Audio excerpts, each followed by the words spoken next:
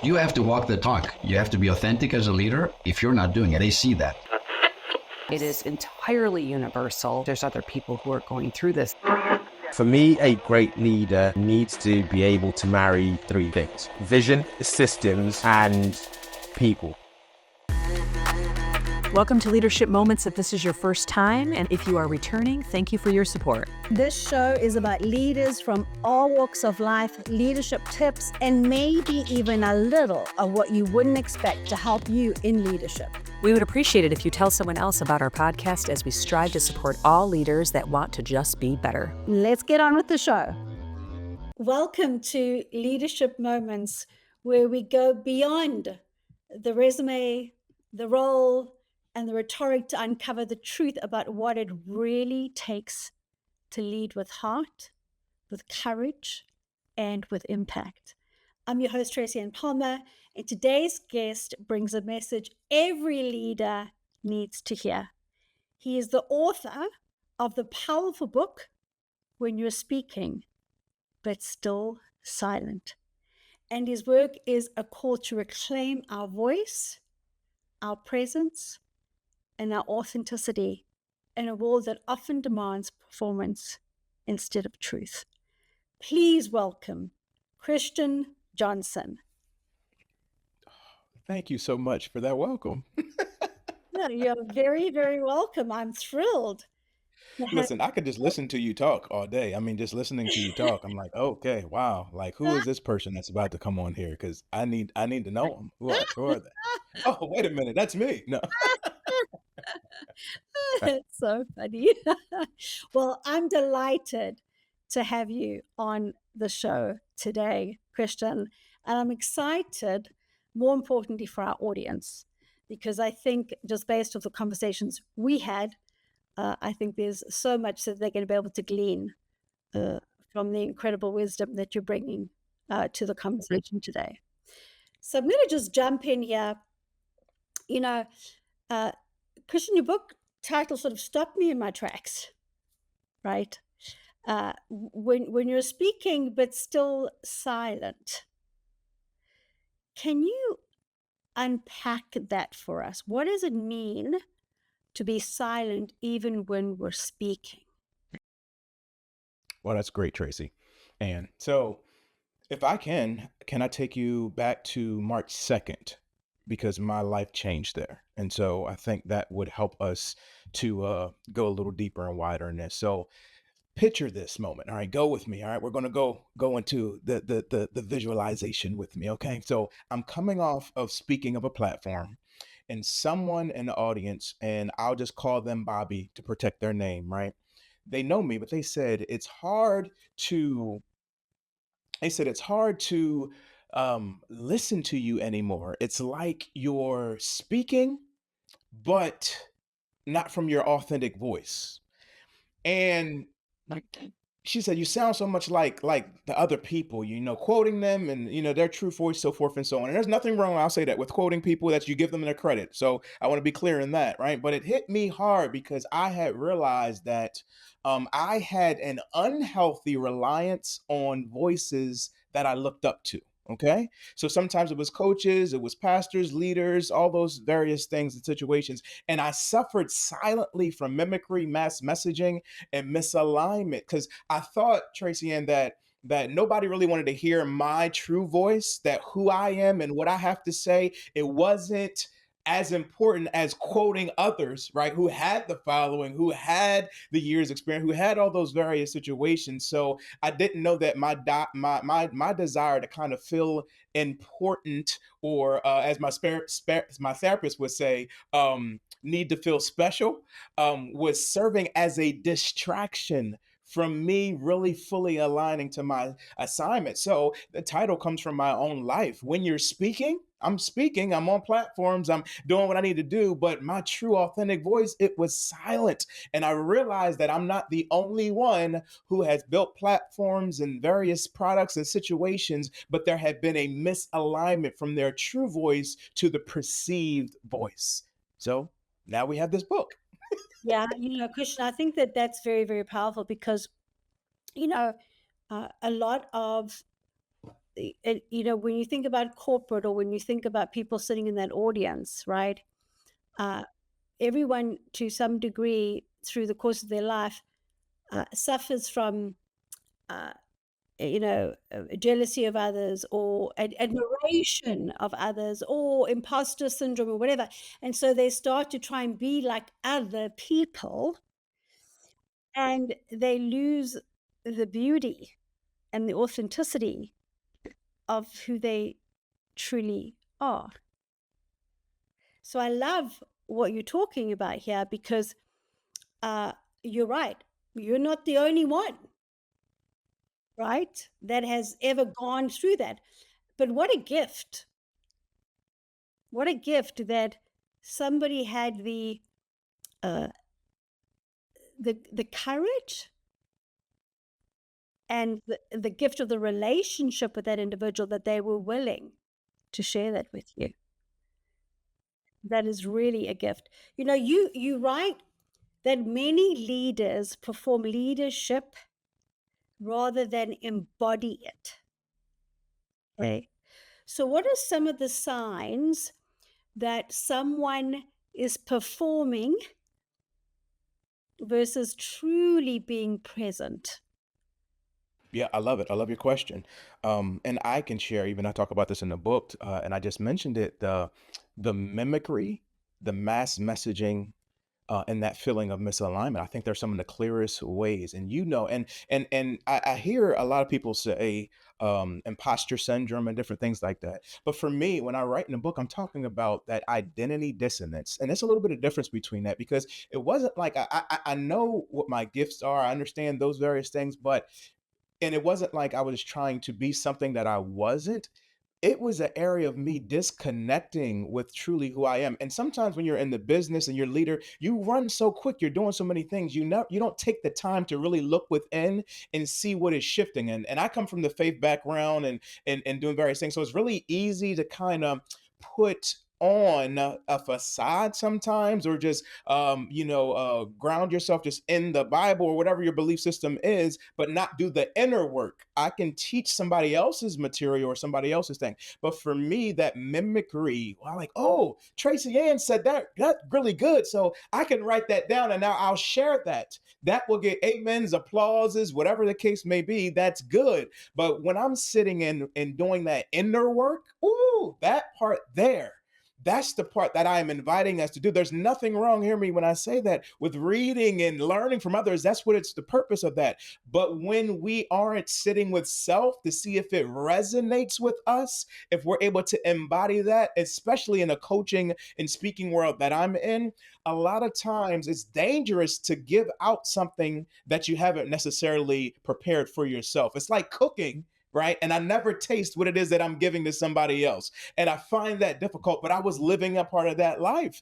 So anyway, that's that part of mimicry, that mass messaging. Again, there's a part of me, and I shared with you in private how in this season in time, I love leaders, spiritually minded leaders, but there is a special place in my heart for the Black and brown male. And so again, so the mass messaging may be, I don't really want to speak to that particular person because, they may think this about me, or I don't want to portray or share that I am a Christian because they may think this about me. But the truth is, Christian, the principles are transferable. So whether you believe the same way that I do or not, those who are spiritually aligned will receive what it is, right? So we do this self pressure and this misalignment, and we have the external validation that we desire for, and sometimes that can misalign us from that presence path instead of that performance, that we cling to.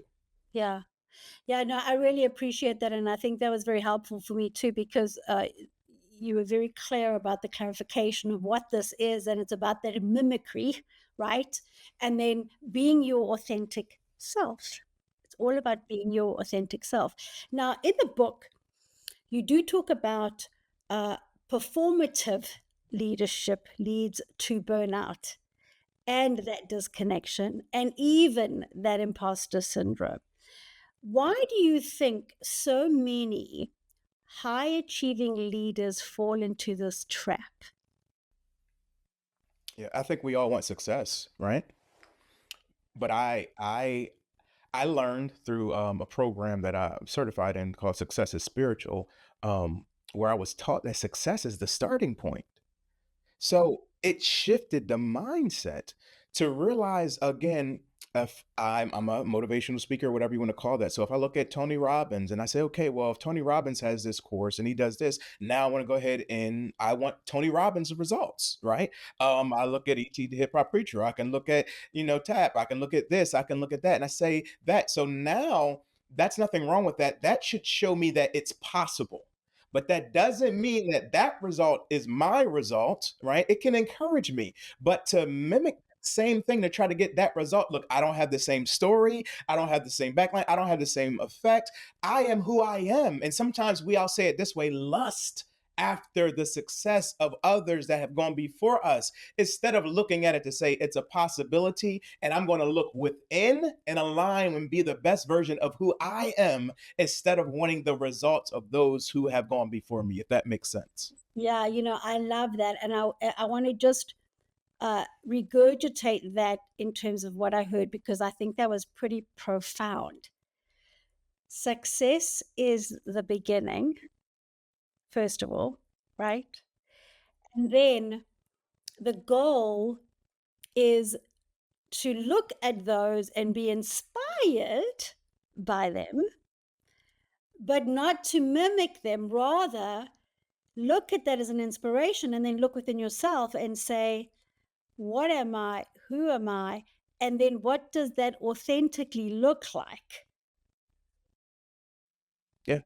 Yeah. And if I can add just a little bit onto that, if that's okay, because that part where you say we're conversating right now from my belief system, I say where we are right now, there's a divine in you, the divine in me, and we both have it. And so looking at that, there's some things that you're going to say that resonates with me, and that's what I'm looking for. That connects, man, that really resonates with me. Now I can sit with that and I can embody that and I can align with that. I think the true goal is the area of alignment. So that's why I love coaching and I am a coach, for the area of reminding me of what I have, not what I'm lacking, because I believe that there's nothing missing, nothing lacking, nothing broken. So what I already have, you can remind me of that, and then I can come from that area to make sure that I am operating out of my authentic self and doing what needs to be done. And I think for me, that was the part. Nothing wrong with any of the coaching programs or the books or anything. But when you personally, Christian, I was at a place where I didn't have confidence in who I am and what I have. That's the part where we can just leap over. I'm not special. You start thinking I'm not good enough, or I built this from this particular place and it puts us in such a box that we can't go to the left or right. And I believe that we unfold. Who I am 5 years ago is not the man that I am, the being that I am today. If you hold me to that, you might miss the whole message. Look, this book, I'm not the same person that wrote this book. There are some things that unfold. So I think it's a beauty. It's a beautiful picture when we come into the place to say, you know what, with so many things in the earth realm that could distract us, why not take every moment to help it be an invitation to look within, to align with where we truly are and not get caught up in emotion.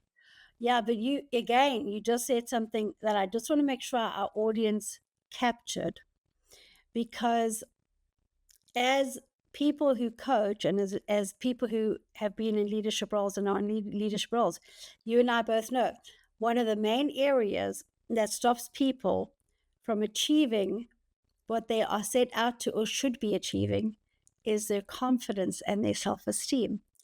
And you just captured that. Instead of looking and trying to mimic others, you're looking in and you're saying, and I love the way you phrase that, you're saying, who am I? What really resonates with me?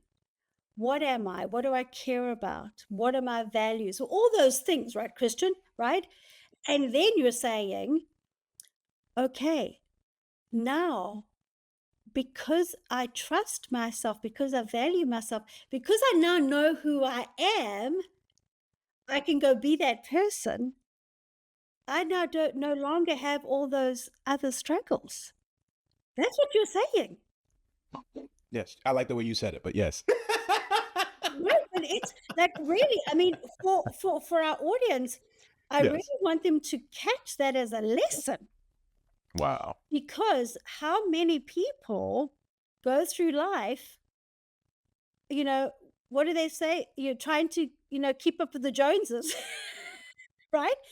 But what you're saying is, no, you're better than the Joneses. You just got to look within and figure out who you are, and you're not going to have the confidence issues anymore, and therefore you will be successful, and all those great things will happen.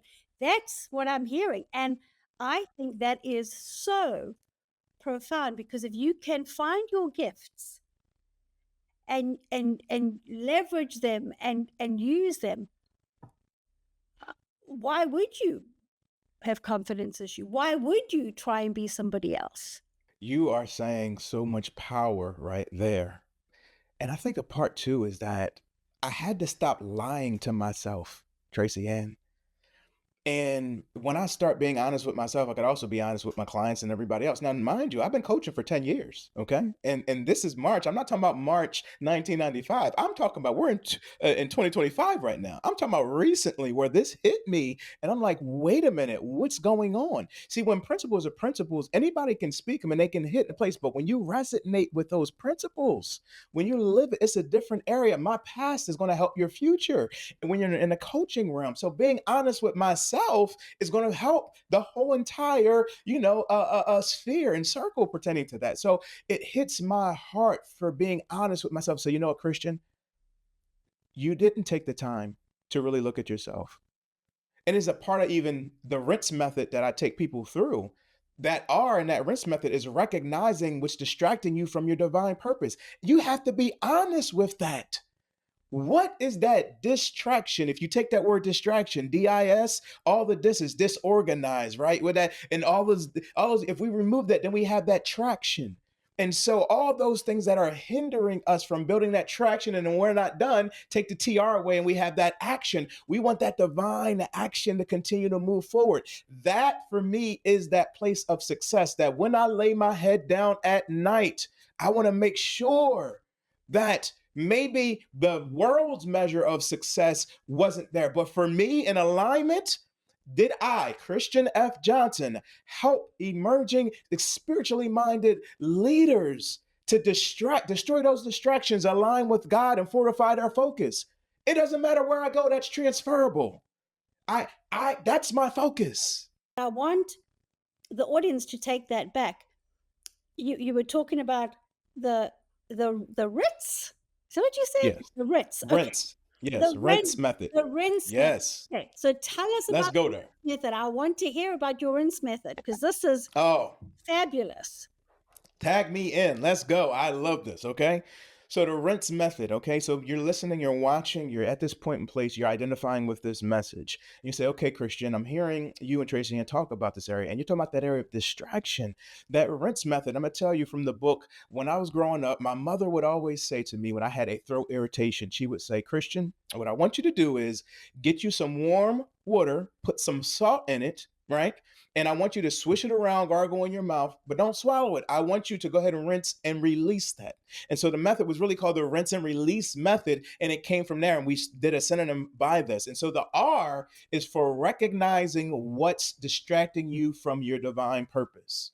And so when you realize that and recognize that, like we talked about with that R, what is it? For me, sometimes it could have been that self-confidence that you were talking about, right? So that was a distraction keeping me. Maybe I won't put out the message. Maybe I won't lead at this particular place, right? But within you're feeling like, I know what this purpose is I'm doing with that thing. I need to deal with that. That I is identifying your authentic divine assignment. That takes time too. Notice all these things are looking within. It's not blaming anybody else. Oh, it's Tracy Ann's fault. It's the coach's fault. It's the therapist's fault. No, it's me. Identify. Identify starts with I, right? Last time I checked, right? Identify your authentic divine assignment. Look within. You said, Christian, I don't know. I never really thought about that. I've been leading. I have a full bank account. I'm doing this. I never thought about that. Listen, let me ask you this. Why do you believe you were sent here on earth? Like, why do people come to you? Have you taken, and it can transform and mold, right? Well, you know what? People always come up with more problems. Pay attention to that. What frustrates you? Oh, I can't stand when XYZ. Okay, these may be clues, right? To help you identify what that reason is for you to be fruitful, for you to be multiplying, for you to take dominion in that area for what it is. I've had a blessed conversation with you, Tracy Ann, to realize that there's many facets to this. There was corporate, there's music, there's all this. But if we strip all that away, I bet there is something that is stitched in everything you do and how you express. But you had to identify with that authentic, right? Not the coach's assignment, but your authentic divine assignment is that, and it's neutralizing that distraction. And we neutralize that distraction by starving them of attention. And that is crucial important. I believe that what you feed will live, but what you starve will die. I'm just in the end right now, neutralizing the distractions. So for me, that's huge. I actually take some time to neutralize in the mornings. A lot of times, this for me can be a prayer, can be meditation. I call it walking in the spirit, which is me on a treadmill where I put some music on. It's instrumental. I kind of soak and I kind of reflect in that area. But I'm honest with myself to say, you know what? Maybe I woke up feeling heavy. Maybe I woke up frustrated. Maybe I didn't hit my goals in the business this particular week. But what is distracting me? Let me starve that and fix my thoughts on things that are pure, fix my thoughts on things that are good, that are encouraging, that are going to align me with what that flow is. And then that essence, to starve, right? What pulls you out or off of course. We want to strengthen our alignment. So many times, I don't know if you're like me, I can have 9 things go good, but one thing can go bad and it rocks my entire day. Why do we give it so much power? I believe we're feeding it with our energy, with our mind, with our space. So if we're learning to say, you know what, I'm going to start with gratitude. So even though this may be frustrating, let me look at the positive side of that. You know what? I got up, I took a deep breath. I can smell, I can taste, I can see, I can sense. I'm going to put my focus in that. And because I have that in my right mind, I can now continue to align with my assignment. And that E, we want to execute from our divine center with that focused action. It's good to visualize. It's good to be embodied. It's good to, but we got to do something with it, Tracy Ann. We have to execute and express and give hope and encouragement and love and peace and joy and leave places, peoples and things better than what we came there with. And so those things together help me to align. I rinse and then I'm able to release my expression here in the earth realm, right? Recognizing that what I'm seeking externally, that validation, that importance, that success, I already possess it internally. So I no longer have to seek it externally when I take the moment to look within and align myself with that clear focus. I love that. You get me fired up. You get me fired up. I love that. And I love the rinse method. I hope everyone is paying attention because I really love, and thank you for walking us through that because that is very, very, very powerful. I also love this, what you feed lives. That was very powerful. Very powerful. So, when you work with leaders, Christian, what are some of the challenges that you help them with and see them through? Yeah, well, obviously the one is the area of the distraction. Yeah. Right? A big one. Big one. Yeah, 100%, because we all have it. Think about, I love technology, so let me be clear with that. But how much of a distraction it can be. I mean, I go to bed and I have my phone in my hand. I wake up and one of the times the first thing that I pick up. And if I'm scrolling and I see something, then now it can take me off course, right? So sometimes some of the biggest things is going back to the basics. I mean, you call it Stone Age, whatever you want to call it, but sometimes just getting away from it, just getting out in nature, putting the phone down, coming to that place of realizing, okay, what is the main thing? The self pressure? Oh, that's another big one. Because once I start realizing, I'm like, okay, wait a minute. Why are we dealing with this pressure now? What is it? Well, I had this goal under. Well, I've learned instead of just setting goals, let's set intentions, okay? And then let's realize that that we might not know the how, right? We may not know when per se, but we know it will happen as we're staying aligned. But that self pressure, I've watched it make leaders sick. I've watched it have them into depression and anxiety. I've watched even some deal with things that are so low that they're wondering, why are they here on this earth? And when you look at them, and it's this mindset, if it has to be, it has to be me. And I'm saying sometimes that's a dangerous place to be, because I've heard of the term self-made millionaire and I understand it. But when I listen to the story, there's nobody that I know has been the self-made millionaire.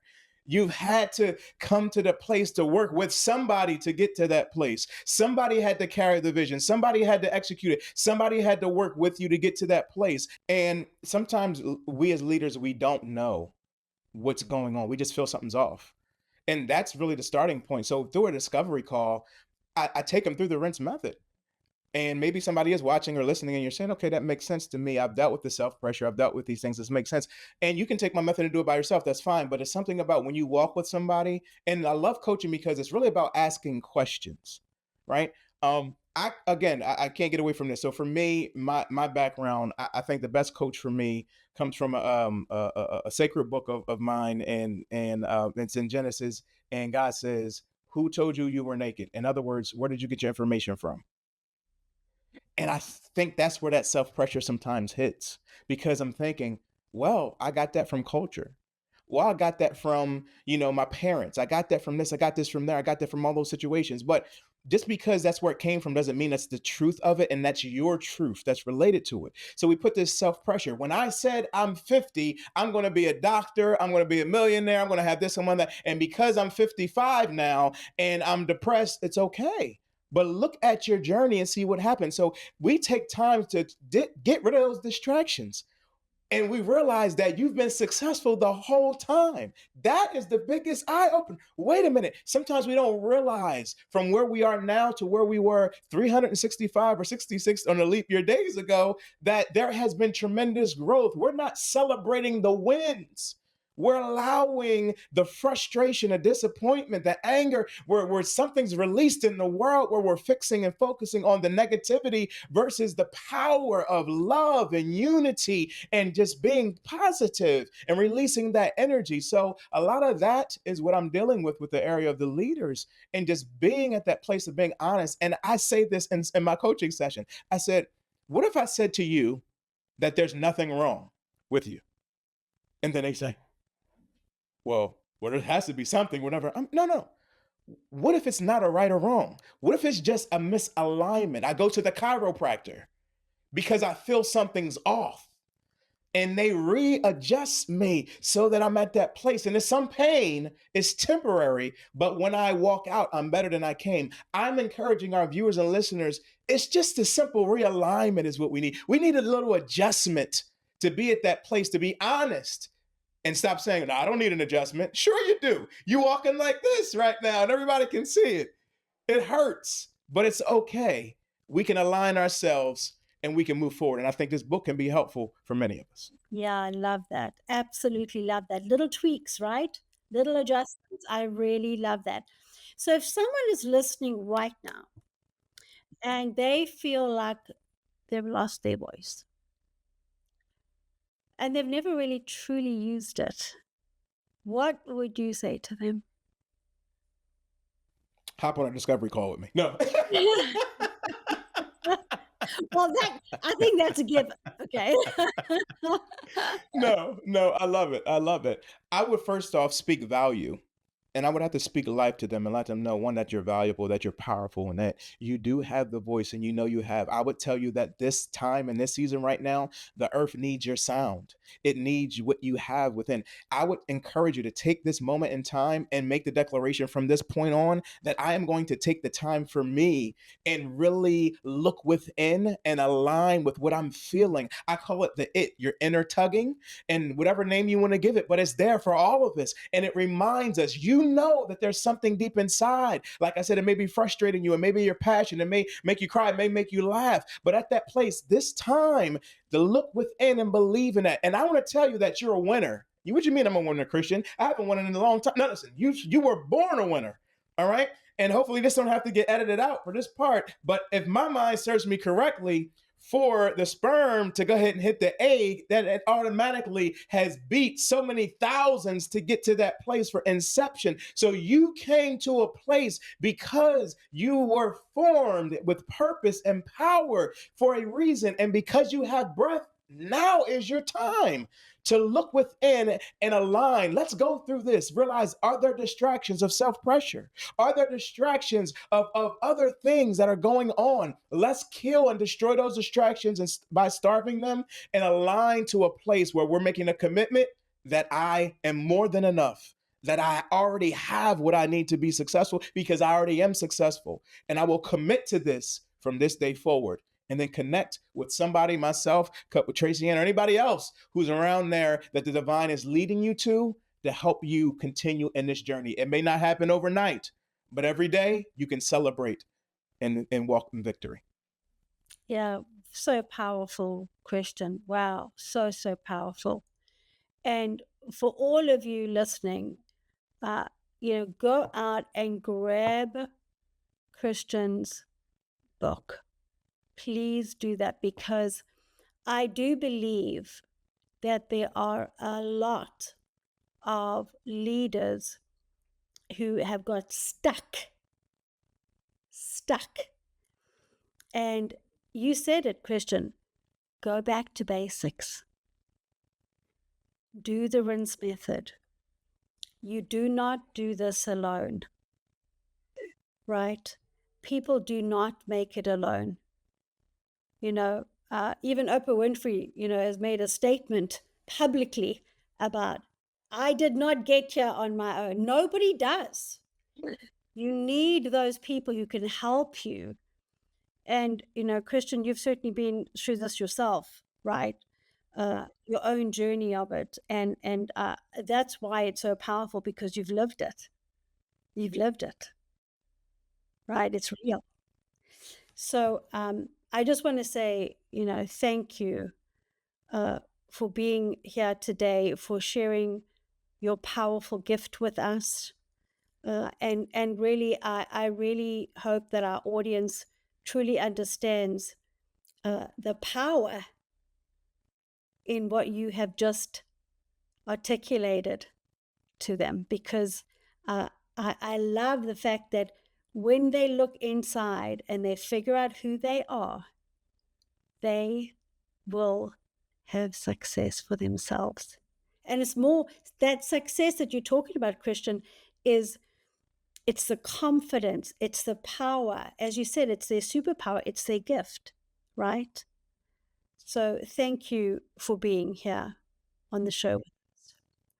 And to all our listeners, you're not here to perform leadership. You're here to live with presence, with power, and with truth. So Christian's book is called When You're Speaking, But Still Silent. And I highly, highly recommend it.